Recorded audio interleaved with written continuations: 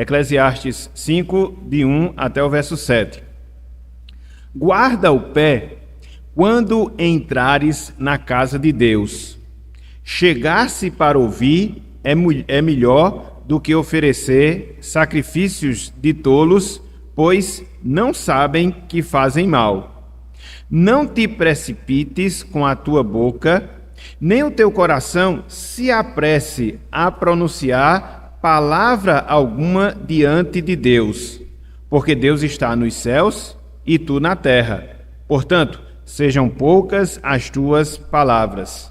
Porque dos muitos trabalhos vêm os sonhos, e do muito falar, palavras nécias. Quando a Deus fizeres algum voto, não tardes em cumpri-lo, porque não se agrada de tolos. Cumpre o voto que fazes. Melhor é que não votes, do que votes e não cumpras.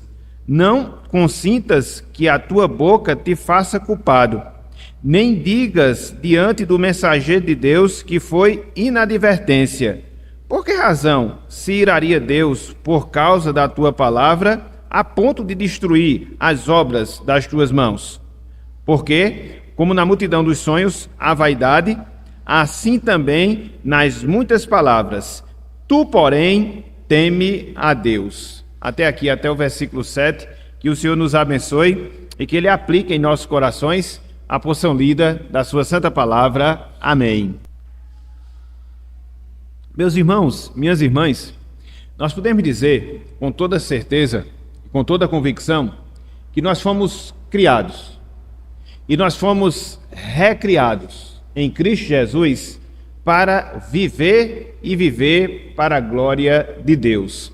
Nunca se esqueça disso.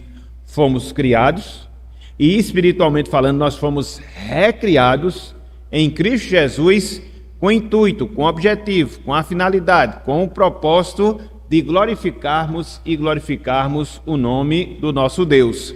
É o princípio básico que nós encontramos nas palavras do apóstolo Paulo, de acordo com aquilo que ele escreve lá na carta aos Coríntios, primeira carta, capítulo 10, versículo 31. De sorte que, uma vez que você tem essa compreensão, uma vez que você tem esse entendimento, uma vez que você tem essa perspectiva, a gente percebe, meus irmãos, a gente compreende, minhas irmãs, que nós podemos fazer isso em todas as áreas, em todos os aspectos da nossa vida. Ou seja, glorificar o nome do Senhor. Contudo, todos nós sabemos que no seu sentido principal, contudo, nós sabemos que no seu sentido essencial, a gente glorifica a Deus no seu sentido pleno quando nós nos juntamos como povo dele e assim prestamos o nosso louvor e assim nós prestamos a nossa adoração, quando nós atendemos ao seu chamado de, como povo seu, se colocar diante dele para declarar a sua grandeza, para poder proclamar as suas verdades e assim nos deleitarmos no Senhor. Então, glorificamos a Deus em toda a nossa vida, sim, mas, sobretudo, sim, mas em especial, através do culto que nós chamamos culto corporativo, culto de adoração, culto de louvor.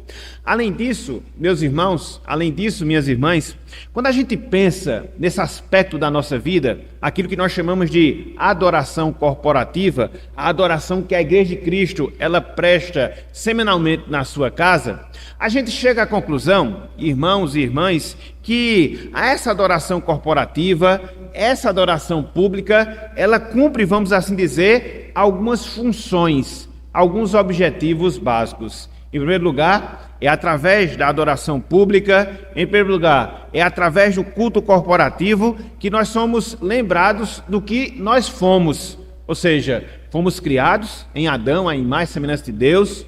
Contudo, o pecado entrou no mundo e também nos atingiu, nos colocando numa situação desfavorável diante do Senhor. O culto, de certa forma, aponta e nos ensina esse fato. Mas não só isso, a adoração comunitária, a adoração pública, ela nos mostra aquilo que nós somos. Somos quando? Hoje hoje em Cristo Jesus. E isso nos fortalece, isso nos revigora, isso nos alegra. Sabemos sim que em Adão nós pecamos, sabemos sim que em Adão nós nos separamos de Deus, mas também nós entendemos que hoje em Cristo Jesus nós fomos aproximados ao Senhor, de sorte que hoje nós desfrutamos da sua presença. O culto também aponta para essa realidade. Mas não só isso. Em terceiro lugar, o culto nos mostra ou nos direciona para aquilo que nós seremos. Seremos quando? Na eternidade. Irmãos e irmãs, essa questão de adoração, essa questão de culto é uma coisa interessante, porque eu não sei se vocês já pararam e refletiram, mas uma das coisas que mais nós iremos fazer por toda a eternidade é adorar e adorar o nome do nosso Deus.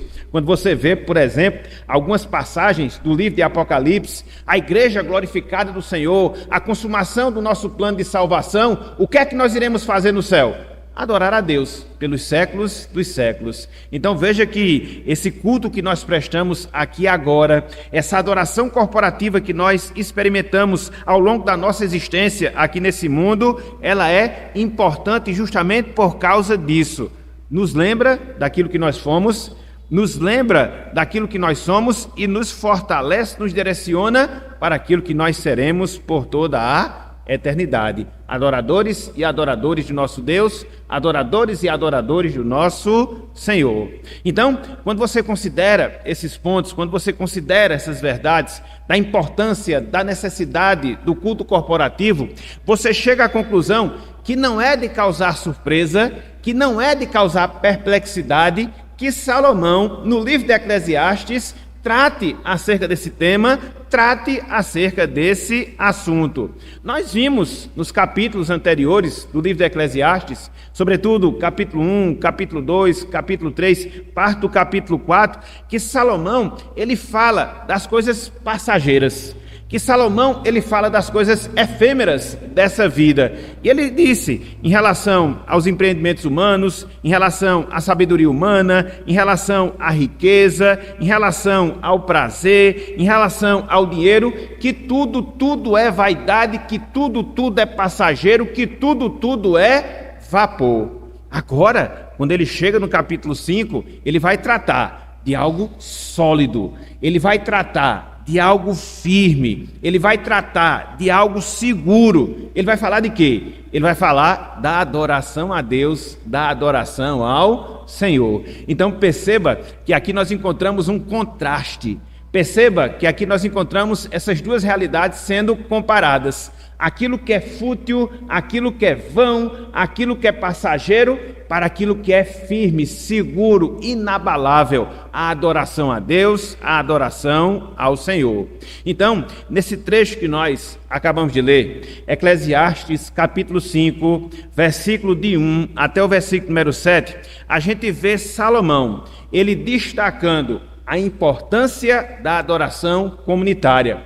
Mas não só isso, a gente observa também Salomão tratando de alguns cuidados que eu, você, todos nós devemos ter quando nós comparecemos diante de Deus a fim de prestar o nosso culto e a nossa adoração. Então veja que ele aborda, vamos assim dizer, esses dois aspectos, entre esses 7 versículos que nós temos aqui diante de nós. Repetindo, em primeiro lugar, ele trabalha a relação da importância do culto de adoração a Deus, a bênção de adorarmos ao Senhor, mas não só isso. Complementando essa ideia, ele também nos faz algumas advertências, ele nos dá alguns alertas de alguns cuidados que nós devemos ter quando nós nos apresentamos diante de Deus para adorar, quando nós nos apresentamos diante de Deus para glorificar o seu nome. Então, meus irmãos, minhas irmãs, nessa manhã de hoje, eu queria pensar no seguinte tema.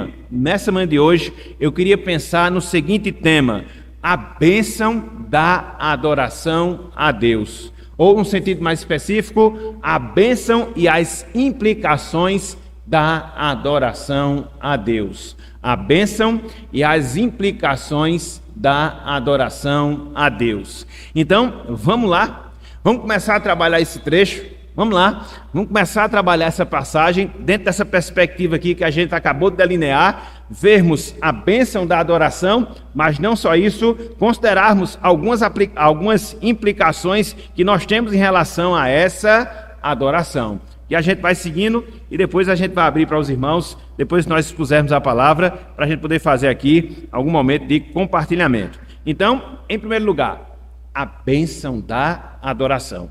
Meus irmãos, minhas irmãs, a primeira coisa que eu, você, todos nós devemos aprender, e se nós já sabemos, devemos nos lembrar, e se nós já estamos lembrados, devemos fixar cada vez mais no nosso coração, na nossa alma, é que quando nós nos juntamos como povo de Deus, quando nós nos juntamos como igreja de Deus, para de maneira corporativa adorar e exaltar o seu nome, a gente deve ver nisso, nesse momento, nesse instante, uma bênção. Mas não qualquer bênção, mas uma bênção toda especial que Deus, pela sua graça, pela sua bondade, pelo seu amor, nos concede a nós, míseros pecadores. Então, é a primeira coisa que eu queria que nós aprendêssemos, que nós relembrássemos, que nós fixássemos nos nossos corações. Adorar a Deus é bom, adorar a Deus é benefício, adorar a Deus é algo que é uma bênção do Senhor para com as nossas vidas. Olha só o que Salomão fala aqui no versículo 1, Eclesiastes, capítulo 5, versículo 1, a primeira parte do versículo, somente a primeira parte. Ele diz o seguinte, olha só: guarda o pé, veja, quando entrares na casa de Deus. Guarda o pé, quando entrares na casa de Deus. A gente vai chegar um pouco mais adiante nas implicações, mas eu queria chamar a atenção, como Salomão chama a atenção, para quê? Para o privilégio, meus irmãos, para o benefício, minhas irmãs, da adoração. E repito, quando eu falo adoração não no sentido particular, não no sentido individual, mas a adoração no seu sentido público, a adoração no seu sentido corporativo. Conforme nós sabemos, através do ensinamento do Antigo Testamento, quando o povo de Deus se encontrava na casa de Deus, era o equivalente de estar na presença de Deus. Por quê? Dentro da realidade que nós observamos no Antigo Testamento, a presença de Deus se fazia onde? No templo. Anteriormente no tabernáculo, posteriormente, quando foi construído o templo do Senhor. Então, quando o judeu ele ia para a casa de Deus para adorar, quando o israelita ele ia para a casa do Senhor para adorar, e ele ali estava e adorava a Deus através dos sacrifícios que apresentava ao Senhor, aquilo, meus irmãos, aquilo, minhas irmãs, era sinônimo, era igual a estar na própria presença de Deus, na própria presença do Senhor. A gente podia ler alguns textos que referendam justamente esse ponto. Eu queria ler pelo menos alguns, não todos, que a gente vê pelo menos no livro de Salmos, que mostra justamente esse ponto. Quando as pessoas iam para a casa de Deus, na verdade elas estavam indo para a presença de Deus. Então, sem desmarcar esse texto aqui de Eclesiastes, capítulo 5, abram, por favor, as suas Bíblias e a gente vai percorrer pelo menos alguns versos do livro dos Salmos, porque fica mais fácil a nossa localização. Abram aí um texto conhecidíssimo, inclusive ele foi citado no domingo passado no culto corporativo, Salmo 27, versículo 4. Olha só o que diz aí no Salmo 27, versículo 4. Veja se dentro da concepção do judeu, na concepção do israelita, estar na casa de Deus era estar na própria presença do Senhor. Eclesiastes, ou Salmo, melhor dizendo, 27, versículo 4.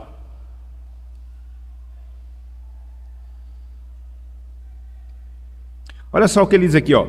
Uma coisa peço ao Senhor, e a buscarei. Davi complementa, que eu possa morar na casa do Senhor todos os dias da minha vida. Por que ele queria morar na casa do Senhor? Para contemplar, ou seja, estar na presença do Senhor, para contemplar a beleza do Senhor e meditar no seu templo. Então, o judeu, o israelita, ele tem essa concepção. Eu vou para a casa de Deus, eu vou me encontrar com o próprio Deus. Eu vou para a casa de Deus, eu vou me encontrar com o próprio Senhor. Um pouco mais adiante, Salmo 63, Salmo 63, versículos 1 e 2. Aqui você observa o anseio, o desejo, a vontade que o salmista tinha de poder comparecer ao templo, buscar o templo, porque fazendo isso ele estava encontrando o Senhor. Salmo 63, versículo 1 e também o versículo número 2. Ele diz: ó Deus, tu és o meu Deus forte, eu te busco ansiosamente. Veja, a minha alma tem sede de ti, o meu corpo te almeja como terra árida, exausta e sem água. E olha só o que diz no versículo 2. Assim, essa sede, essa vontade que ele tinha por estar na presença de Deus, assim te contempla onde? No santuário, na casa do Senhor. Para fazer o quê? Para ver a tua força e a tua glória. Então, ele desejava estar na presença de Deus e por isso ele desejava estar na casa de Deus. Só mais um texto, para a gente não se demorar nesse ponto. Abram aí, por favor. Salmo 84. Esse texto ele é bem mais explícito em relação a isso aí. Salmo 84. Salmo 84, versículos 1 e 3. 1 a 3, melhor dizendo. Salmo 84, versículos de 1 até o versículo número 3. Olha só o que ele diz. Quão amáveis são os teus tabernáculos, Senhor dos exércitos. Veja, a minha alma suspira e desfalece pelos átrios do Senhor. O meu coração e a minha carne exultam pelo Deus vivo. O pardal encontrou casa e a andorinha ninho para si, onde acolhe os seus filhotes. Olha só como ele complementa a sua ideia. Eu, os teus altares, Senhor dos exércitos, Deus meu e Rei meu. Então, ele encontrava Deus nos altares, nos átrios do Senhor, na casa de Deus. É por isso que, um pouco mais adiante, por exemplo, no versículo 10, ele diz: pois um dia nos teus átrios vale mais do que 1000. Prefiro estar à porta, ou seja, lá atrás, na casa do meu Deus, a permanecer nas tendas da perversidade. Então, a visão era essa, meus irmãos. Estar no templo, estar na casa de Deus, era estar na presença de Deus. E Salomão, ele aponta para esse privilégio. Que privilégio? O privilégio que ele tinha, que os crentes no Antigo Testamento tinham e que nós temos hoje. De quê? De estar na presença de Deus em adoração. Então, o pregador, através dessas palavras, ele tira o nosso olhar dessa vida com os seus prazeres passageiros. Ele tira o nosso olhar dessa vida com as nossas lutas, com as nossas batalhas e nos direciona a quem? A Deus, a focar no Senhor. Então, quando ele fala dessa experiência de estar na casa do Senhor, ele está elevando o nosso olhar para uma experiência bendita. Que experiência é essa? De desfrutar da comunhão com Deus em adoração.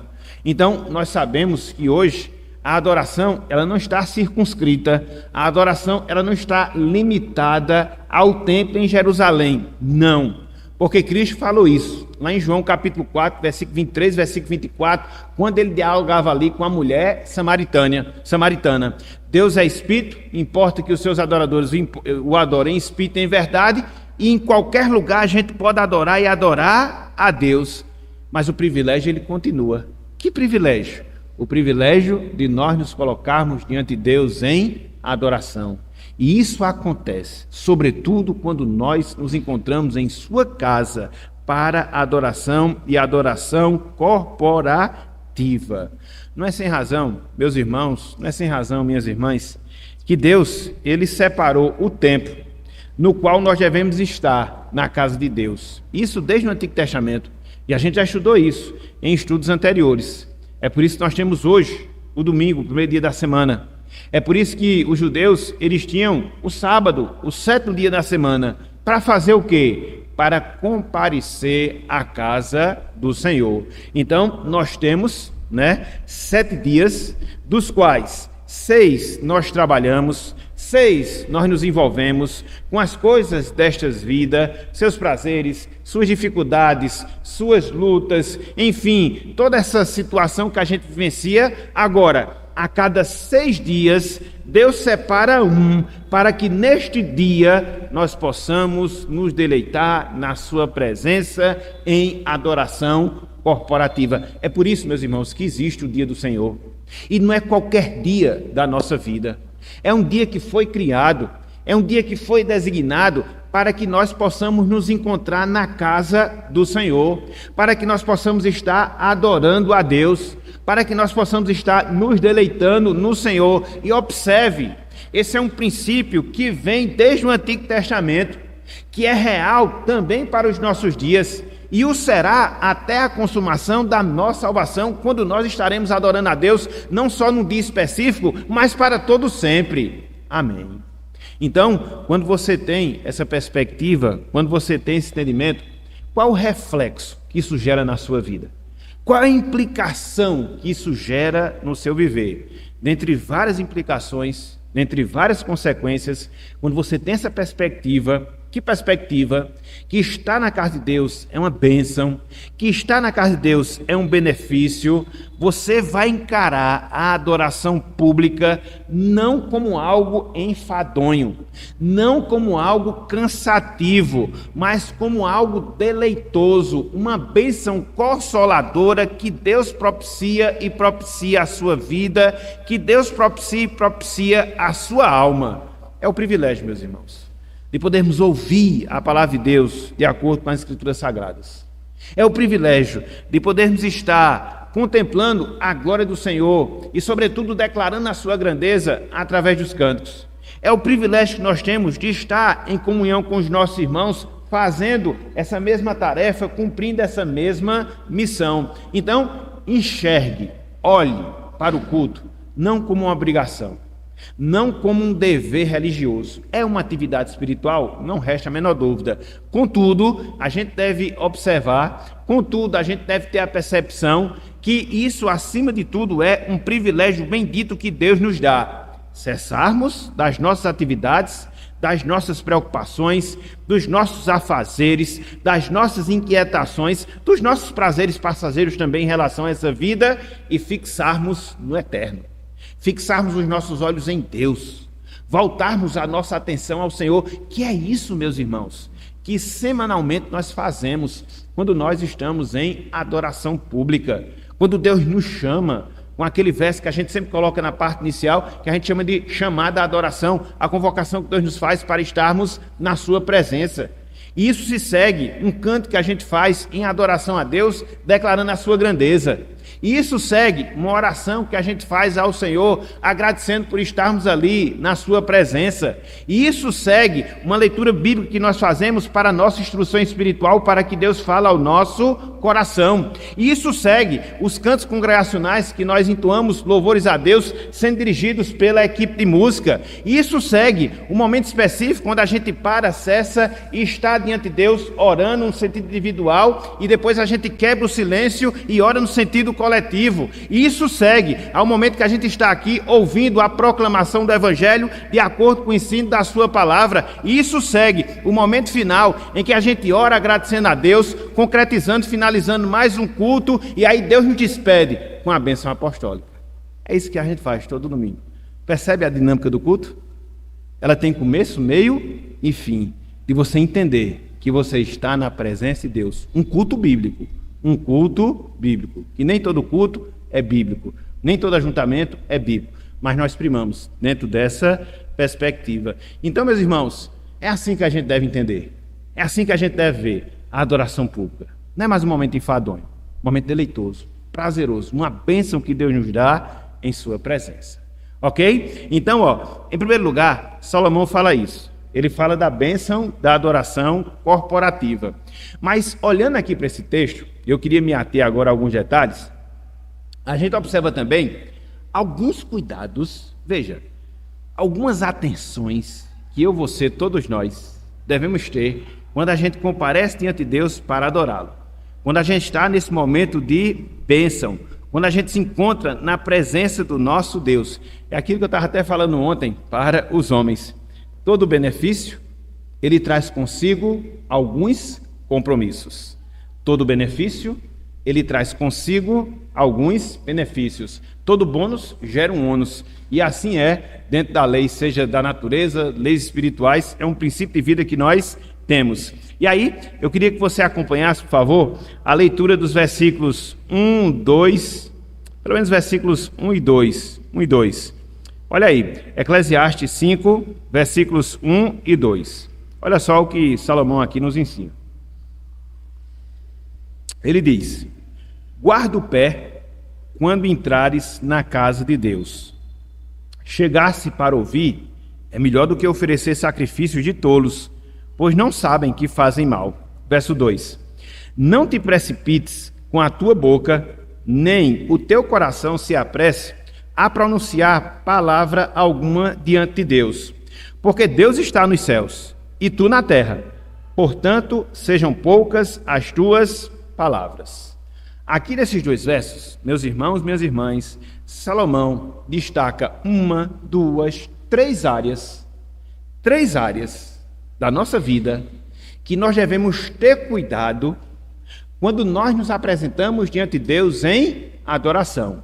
Repetindo, aqui nesses versos e depois na sua sequência, Salomão destaca três áreas da nossa vida que nós devemos ter cuidado quando nós nos apresentamos diante de Deus em adoração e adoração corporativa.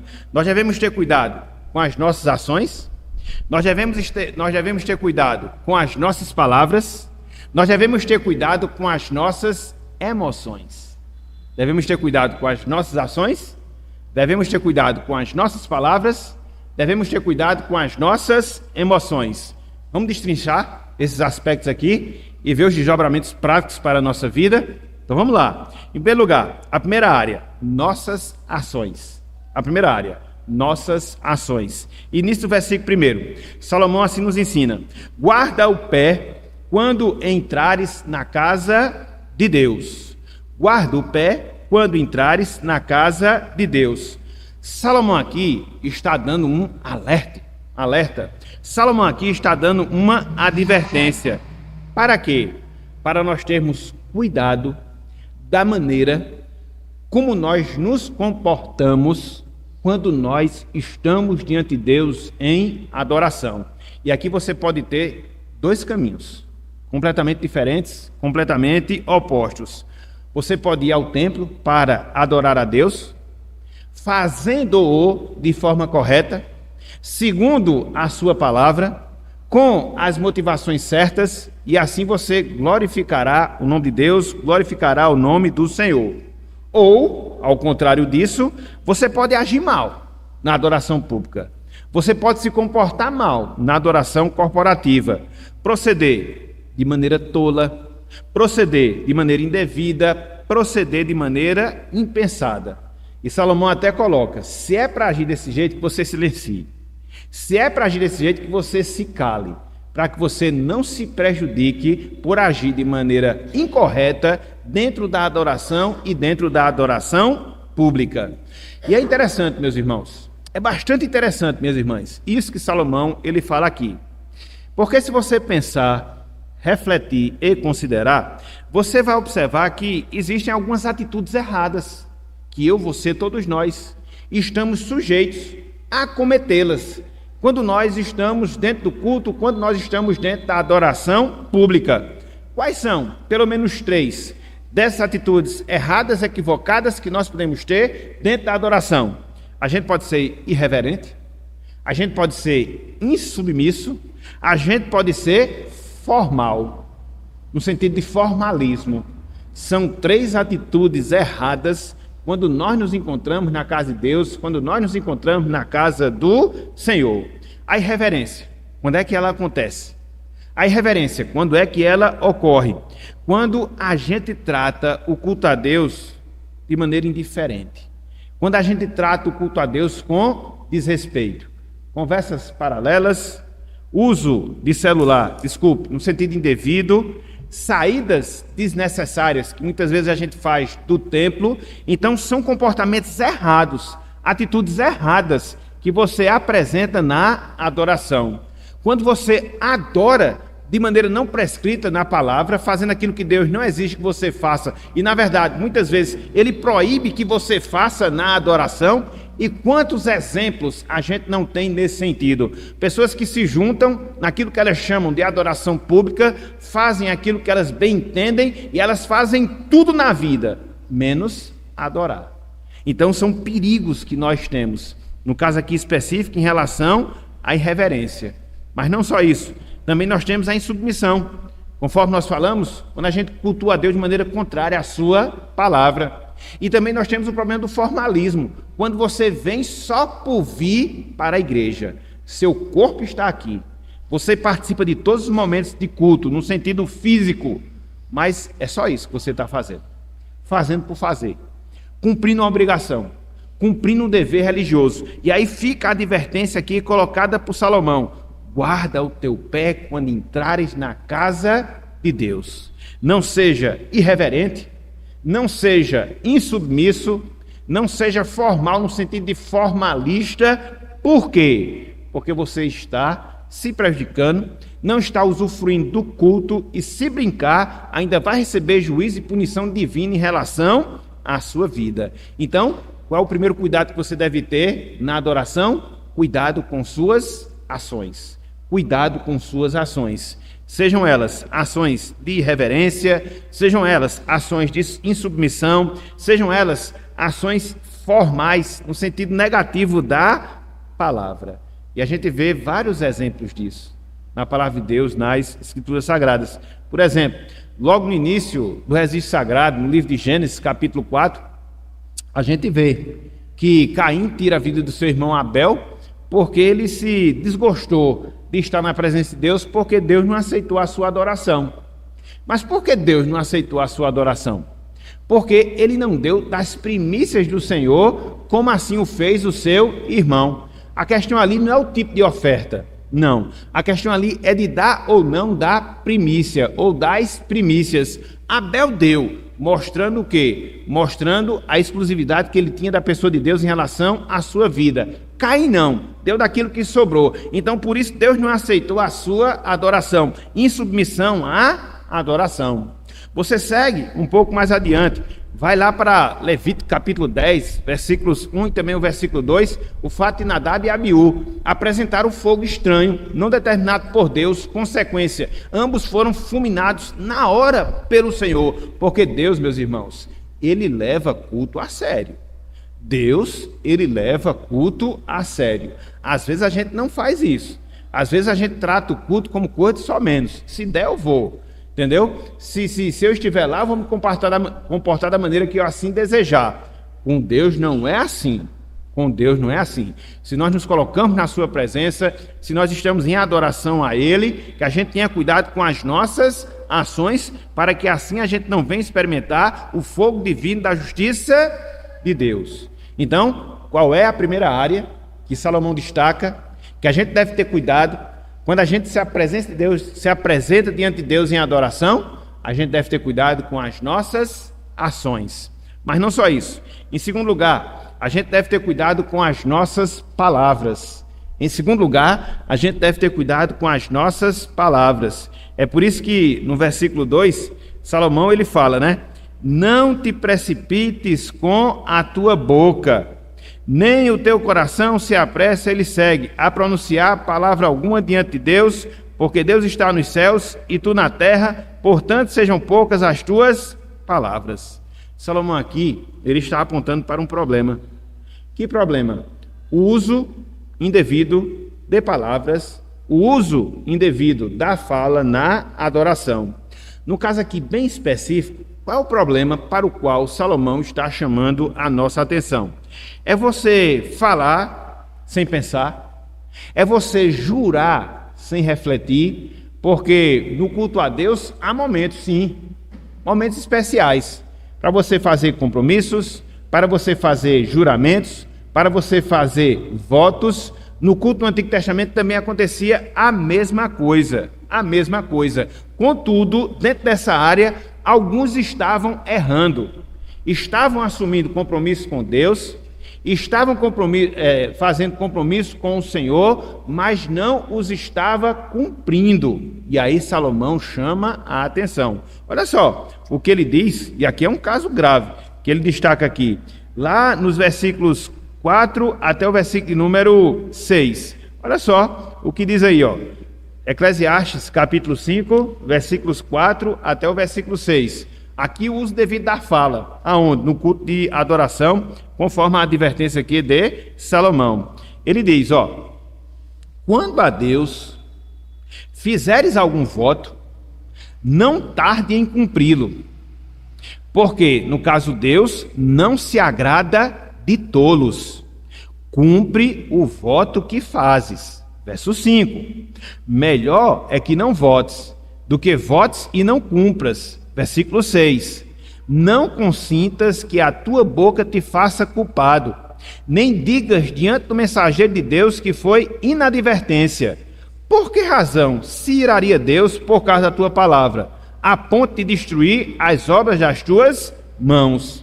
Então, Salomão aqui está destacando o quê? O pecado da falta de cumprimento dos votos e juramentos que eram feitos a Deus, dos votos e juramentos que eram feitos ao Senhor. Os votos, as promessas, irmãos e irmãs, eles eram muito comuns, muito corriqueiros dentro do culto do Antigo Testamento, dentro do culto judaico. Os adoradores se comprometiam com algum tipo de ação, caso Deus concedesse alguma bênção, caso Deus concedesse algum benefício. Sendo assim, dentro da própria lei, havia regulamentos de que, se você votar, cumpra. Se você prometer, cumpra. Porque do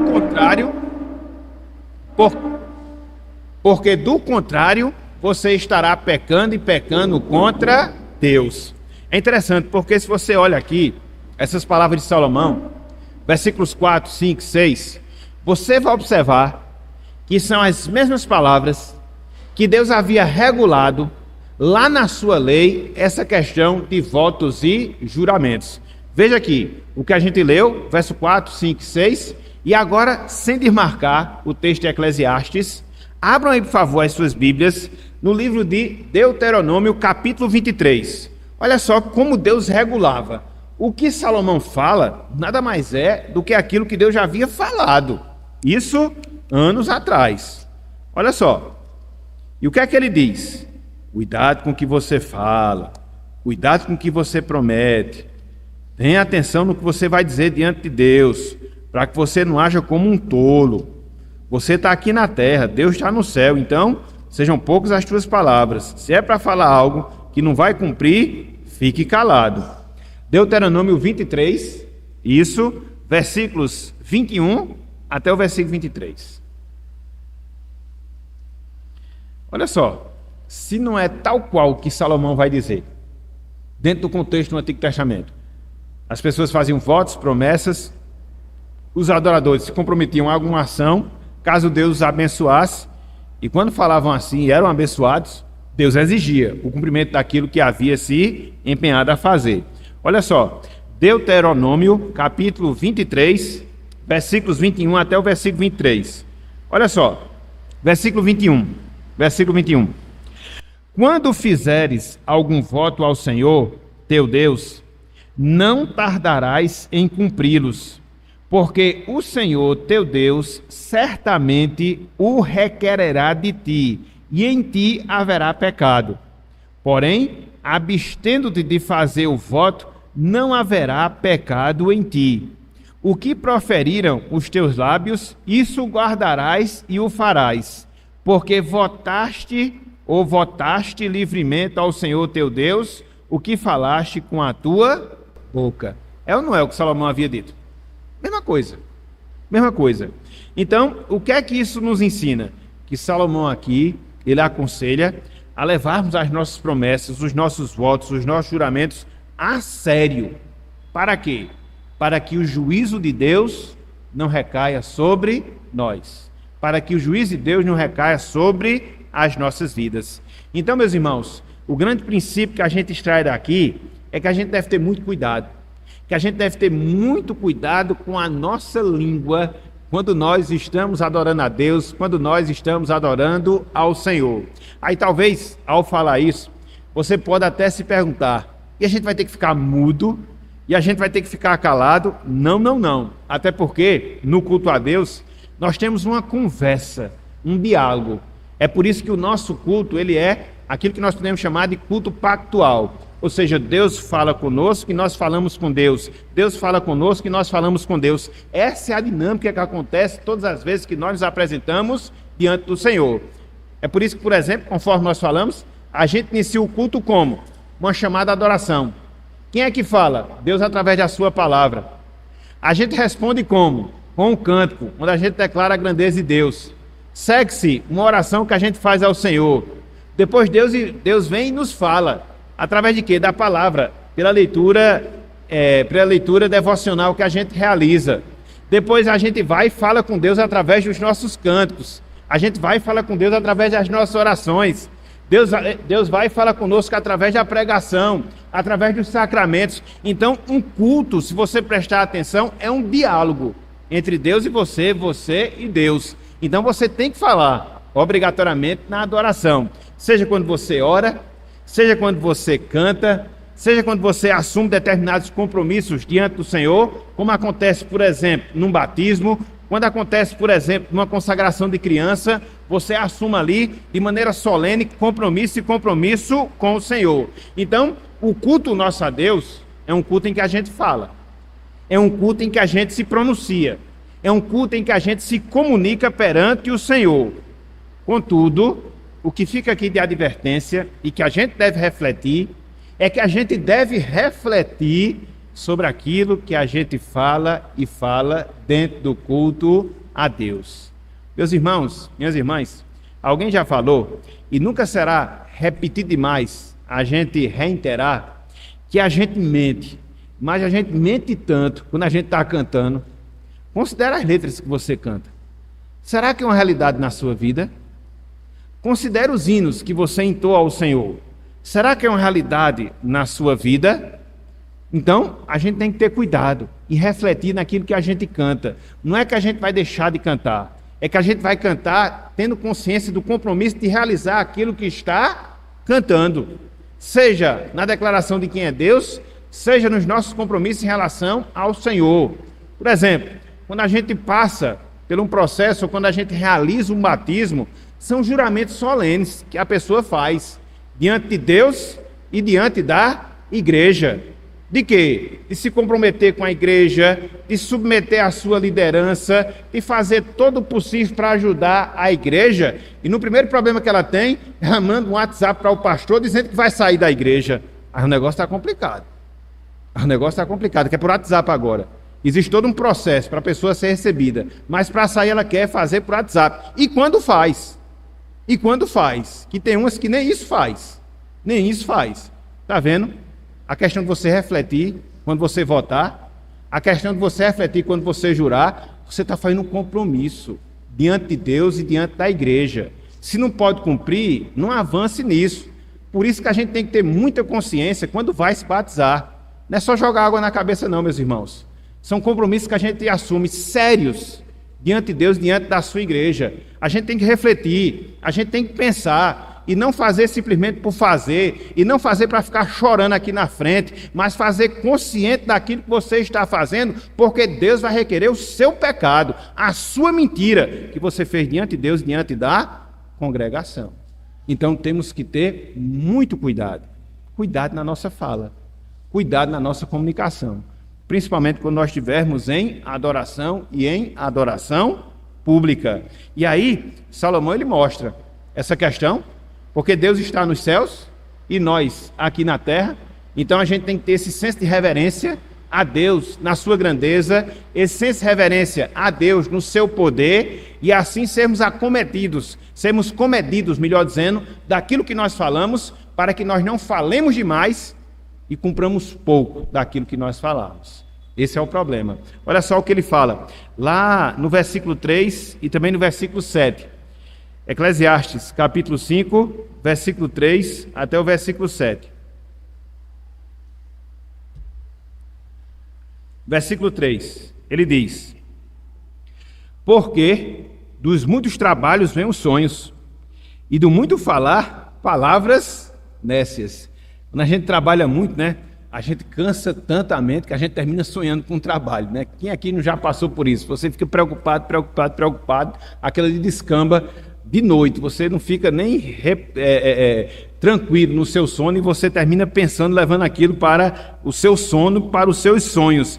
Então, da mesma forma, no muito falar, vem palavras nécias. Se no muito trabalhar, depois a gente até sonha com aquilo, no muito falar, vem palavras nécias. Na mesma direção, versículo 7. Porque, como na multidão dos sonhos há vaidade, assim também nas muitas palavras. Você fala muito, muita vaidade. E aí o que é que fica da advertência final? Tu, porém, teme a Deus. Aqui é o resumo. O temor, o respeito que a gente deve ter ao Senhor. Então veja, a gente deve ter cuidado com as nossas ações, a gente deve ter cuidado com a nossa fala, mas não só isso. Em terceiro e último lugar, a gente deve ter cuidado com os nossos pensamentos ou com as nossas emoções. Pensamentos ou emoções. Versículo 2, parte B. Salomão ele completa: nem o teu coração se apresse. Nem o teu coração se apresse. Irmãos e irmãs, biblicamente falando, o coração é o que os teólogos gostam de falar, o centro da personalidade humana. O coração é o centro da personalidade humana. De onde vêm as nossas palavras, de onde vêm os nossos pensamentos, de onde vêm as nossas ações. É por isso que o próprio Salomão, lá em Provérbios, havia dito: de tudo que se deve guardar, guarda o teu coração, não esse órgão que bombeia sangue, mas o centro da nossa personalidade, porque, segue Salomão, do coração procede as fontes da vida. Então, Salomão adverte, mas adverte mesmo, sobre a atenção que nós devemos dar a ele. A ele quem? Ao nosso coração. Quando? Quando nós estivermos adorando ao Senhor. Devemos cuidar, meus irmãos, devemos cuidar, minhas irmãs, de nutrirmos no nosso interior bons pensamentos, aquilo que seja virtuoso, aquilo que seja santo, para que isso redunde no falar santo, para que isso redunde no proceder santo, e isso, de certa forma, faça com que nós cultuemos a Deus de acordo com a sua vontade. Então, cuide também dos seus pensamentos, cuide também das suas emoções, quando você estiver em adoração. Então, quando você soma tudo isso, a gente está chegando já ao final da aula, o que é que isso gera de implicação para as nossas vidas? Irmãos, irmãs, pelo menos uma coisa: culto é uma atividade séria. Culto é uma atividade séria, que exige intensa preparação. Culto é uma atividade séria que exige intensa preparação. O culto, conforme nós falamos, é o chamado solene de Deus. E não é qualquer Deus, o Deus de aliança. E não é qualquer Deus, o Deus 3 vezes santo. E não é qualquer Deus, o Deus todo-poderoso.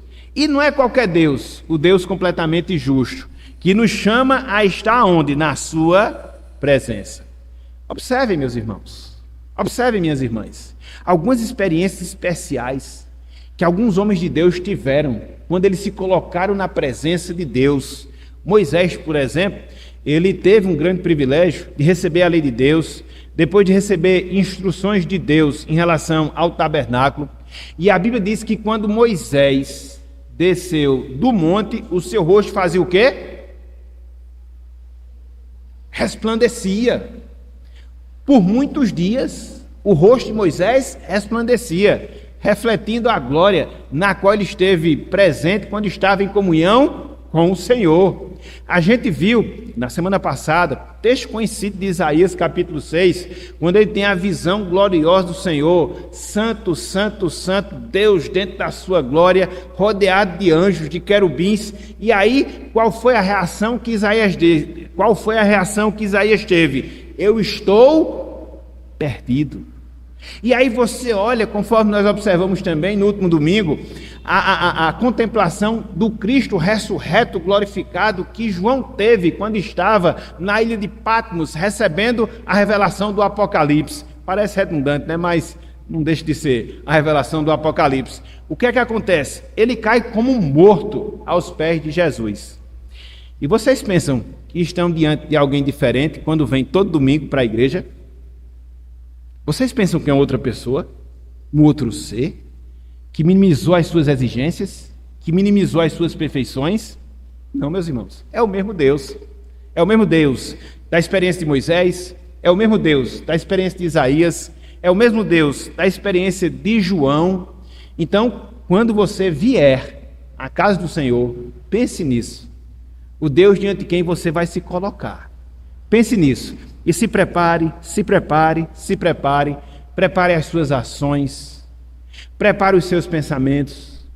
Prepare as suas emoções para que você possa comparecer devidamente à casa do Senhor. É por isso que, conforme nós falamos, o chamamento solene para a adoração, ele acontece quando? No dia do Senhor. Porque você cessa os seus trabalhos, cessa as suas atividades, cessa os seus entretenimentos. Pelo menos deveria fazê-lo, né? Pelo menos deveria fazê-lo. Para quê? Para que você possa se preparar. Estar na sua casa, à tarde, se preparar para o culto à noite, em oração, em meditação, em confissão de pecados, em intercessão pelo trabalho, em intercessão pelos pregadores, em intercessão pelo dirigente, para que assim você possa criar toda uma atmosfera, entre aspas, e assim você ter um culto realmente deleitoso no Senhor. Agora não dá você assistir Faustão, eita, mas Faustão não é mais no domingo, né? Durante a semana, faz tanto tempo. Não dá você estar ali no futebol, só esperando o jogo acabar para ir para a igreja. Você vai preparado como, meus irmãos? E aí você tem que ser muito pregador, para colocar alguma coisa no coração de uma pessoa dessa. Muito mesmo, entendeu? É por isso que hoje, algumas igrejas, elas contratam quem? Alguns coaches. Mais fácil, entendeu? Não pregadores. Porque aí, 2, 3 frasezinhas de efeito, uma música de fundo, uma coisa extremamente emocional para manipular ali as suas emoções. Tem gente, acha beleza, mas espiritualmente não resolveu o seu problema. Então, a gente tem que ter esse cuidado. A gente tem que ter esse cuidado de se preparar. Se preparar no nosso coração, se preparar com a nossa mente e se preparar com as nossas ações. E se preparar como um todo para o momento em que nós estaremos na presença do nosso Deus. Ok? Fechando a nossa aula e vou abrir para os irmãos já já. Irmãos, irmãs, todas as semanas, Deus ele nos oferece um gigantesco presente. Eita, agora ficou difícil. Todas as semanas, tá dando para escutar? Não? Mais ou menos. Tá dando para escutar? Melhorou, não foi? Beleza. Então, Deus, todas as semanas, nos oferece um gigantesco presente. E que presente tão grande é esse que Deus nos oferece? O presente da sua adoração. Eu não sei se vocês já pararam para refletir, eu não sei se vocês já pararam para meditar, mas quem éramos nós, irmãos e irmãs, para que nós merecêssemos o privilégio de poder estar na presença de Deus em adoração? Quem éramos nós para que Deus, através da salvação, nos concedesse o privilégio de poder nos colocar semanalmente em sua presença? A gente não tem ideia, meus irmãos. A gente não tem ideia, minhas irmãs, desse benefício. É por isso que muitas vezes a gente é tão relapso. A palavra é essa mesmo. A gente é muito relapso em relação à adoração. Eu sempre gosto de dizer que para as coisas de Deus, para as coisas do Senhor, a gente aceita as derrotas muito facilmente. Qualquer imprevisto que acontece já serve de justificativa para a gente não estar na igreja. E às vezes a gente não dá a mesma justificativa para o nosso dia a dia, porque a gente trabalha todos os dias, a gente tem horário no cumprimento dos nossos trabalhos. Muitas vezes a gente vai sem querer, em dias chuvosos. Muitas vezes a gente vai sem querer, não estando tão bem da nossa saúde. Por que a gente não é honesto com Deus e usa do mesmo princípio em relação à sua adoração? De não procurarmos justificativas vãs para não estar na casa de Deus. Ou quando nós estamos, não estamos de maneira devida. Aqui nós estamos, mas a nossa mente está em outra dimensão. O nosso coração está em outra realidade. E aí, passam-se semanas, meses, anos, e a gente fica cheio de problema. E depois, de quem vai ser a culpa? Da igreja. A igreja. A igreja. Não, meu irmão. Não, minha irmã. A culpa é sua. Olhe para você mesmo. A culpa é sua. Faça uma autoavaliação. Como é que você está diante de Deus? Como é que você está diante do Senhor? Como é que você se comporta na casa dele? Você está usufruindo da adoração antes de colocar a culpa na igreja? Ela pode até ter. A liderança pode até ter, e tem muita. Mas veja que, em primeiro lugar, a responsabilidade é sua. Então não é que a igreja está fria, é que você está frio. É que a igreja não é bíblica, é porque você não está envolvido com as Escrituras. Então, não siga na síndrome de Adão, de sempre responsabilizar terceiros e não colocar sobre você, primeiramente, a responsabilidade. É por isso que a palavra ela é muito clara a nos exortar para que nós façamos autoexame. Examine-se, pois, o homem a si mesmo. Examine-se, pois, o homem a si mesmo. Depois, arranje alguém para culpar. Seja igreja, seja liderança, ou quaisquer outras pessoas ou coisa. Mas, primeira coisa, ou em primeiro lugar, avalie a sua própria vida. Então, aproveite. Mas aproveite mesmo, meu irmão. Aproveite. Mas aproveite mesmo, minha irmã, o privilégio de poder desfrutar da presença de Deus. Para que a gente possa desfrutar hoje desse privilégio, Cristo ele teve que vir, se encarnar, viver entre nós, morrer, para que ele pudesse abrir o acesso que estava bloqueado entre Deus e nós, para que hoje nós pudéssemos comparecer e permanecer na sua presença. Hoje a gente tem uma adoração imperfeita. Hoje a gente tem uma adoração limitada, porque nós somos imperfeitos, melhor dizendo. Nós somos limitados, mas é através dessa adoração que a gente presta a Deus semanalmente, é através do usufruto desse presente gigantesco que Deus nos dá, que a gente se prepara para a adoração eterna, perfeita, nos céus e que durará para todos sempre. Amém. Que Deus nos abençoe e que Ele nos ajude a adorar. Que Deus nos abençoe e que Ele nos ajude a nos deleitarmos na adoração e encararmos o culto a Deus com outra visão e podermos estar aqui semanalmente, ávidos, desejosos, preparados, prontos para exaltar o grande e maravilhoso Deus que nos salvou em Cristo Jesus. Que Deus nos abençoe e Ele aplique a sua santa palavra em nossos corações. Amém.